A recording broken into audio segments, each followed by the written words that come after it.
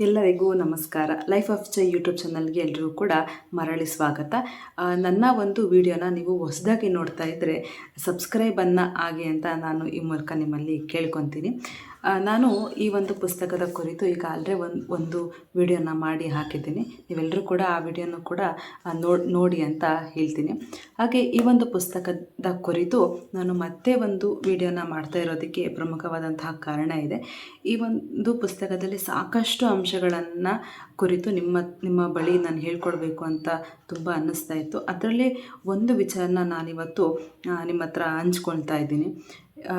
ಈ ಒಂದು ವಿಚಾರನ ಹೇಳೋಕ್ಕೂ ಮುಂಚೆ ಒಂದು ಮಾತನ್ನು ಹೇಳ್ತೀನಿ. ಏನಪ್ಪ ಅಂತಂದರೆ, ನಾವೇನು ಮಾಡ್ತೀವಿ ಅಂತಂದರೆ ಎಲ್ಲ ವಸ್ತುಗಳು, ಯಾವುದೇ ಒಂದು ವಸ್ತು ಆಗಿರ್ಬೋದು, ನಾವು ಅಂದ್ಕೊತೀವಿ ಇದು ತುಂಬ ಸಾಮಾನ್ಯ, ಇದರಲ್ಲೇನಿದೆ ವಿಶೇಷತೆ ಅಂತ ನಾವು ಸುಮ್ಮನೆ ಇಗ್ನೋರನ್ನು ಮಾಡ್ತೀವಿ.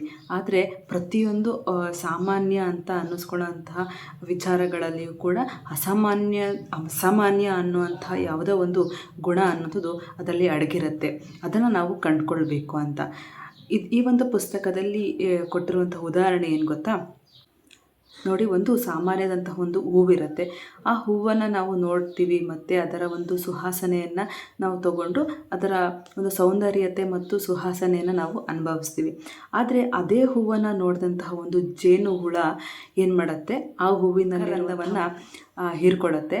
ಮತ್ತು ನಾವು ಅಂದ್ಕೊತೀವಿ ಸಾಮಾನ್ಯ ಹೂವು ಅಂತ.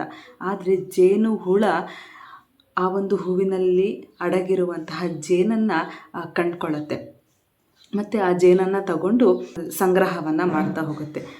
ಆ ರೀತಿ ಸಂಗ್ರಹ ಮಾಡಿದಂತಹ ಜೇನನ್ನು ನಾವು ತಗೊಂಡು ತಿನ್ಕೊತೀವಿ. ಆದರೆ ಜೇನನ್ನು ಸಂಗ್ರಹ ಮಾಡುವಂತಹ ಕಲೆ ಕೇವಲ ಜೇನು ಹುಳುಗೆ ಮಾತ್ರ ಇದೆ.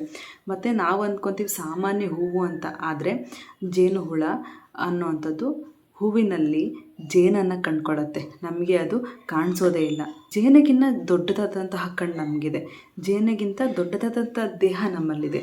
ಆದರೆ ನಮಗೆ ಕಾಣದೇ ಇರುವಂಥದ್ದು ಜೇನಿನ ಹುಳಕ್ಕೆ ಕಾಣುತ್ತೆ. ಹಾಗಾಗಿ ನಾವು ಅಂದ್ಕೊತೀವಿ ಏನೋ ಸಾಮಾನ್ಯ ವಿಚಾರ ಅಂತ ನಾವು ಇಗ್ನೋರ್ ಮಾಡೋ ಅಂಥ ಒಂದು ವಿಚಾರಗಳಲ್ಲಿ ಕೂಡ ಅಸಾಮಾನ್ಯವಾದಂತಹದ್ದೇನೋ ಒಂದು ಅಡಗಿರುತ್ತೆ. ನಾವು ಕೂಡ ಜೇನು ಹುಳದ ಹಾಗೆ ಸಾಮಾನ್ಯ ವಿಚಾರದಲ್ಲಿಯೂ ಕೂಡ ನಾವು ಏನೋ ಒಂದು ಅಸಾಮಾನ್ಯವಾದಂತಹ ಅಂಶವನ್ನು ನಾವು ಕಂಡುಕೊಳ್ಬೇಕು.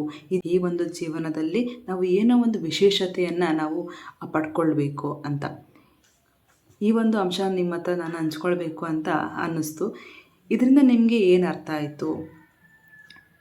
ಇದು ನಿಮಗೆ ವಿಶೇಷ ಅಂತ ಅನ್ನಿಸ್ತಾ ಇಲ್ವಾ ಅನ್ನೋದನ್ನು ಕಮೆಂಟನ್ನು ಮಾಡಿ ತಿಳಿಸಿ. ಮತ್ತೆ ಮುಂದಿನ ವಿಡಿಯೋದಲ್ಲಿ ಮತ್ತೆ ಸಿಗ್ತೀನಿ. ಅಲ್ಲಿವರೆಗೂ ಎಲ್ರಿಗೂ ನಮಸ್ಕಾರ. ನನ್ನ ಒಂದು ವಿಡಿಯೋಕ್ಕೆ ಲೈಕನ್ನು ಮಾಡಿ ಹಾಗೂ ಸಬ್ಸ್ಕ್ರೈಬನ್ನು ಮಾಡಿ ಅಂತ ಈ ಮೂಲಕ ನಿಮ್ಮಲ್ಲಿ ಕೇಳ್ಕೊತಾ ಇದ್ದೀನಿ. ನಮಸ್ಕಾರ.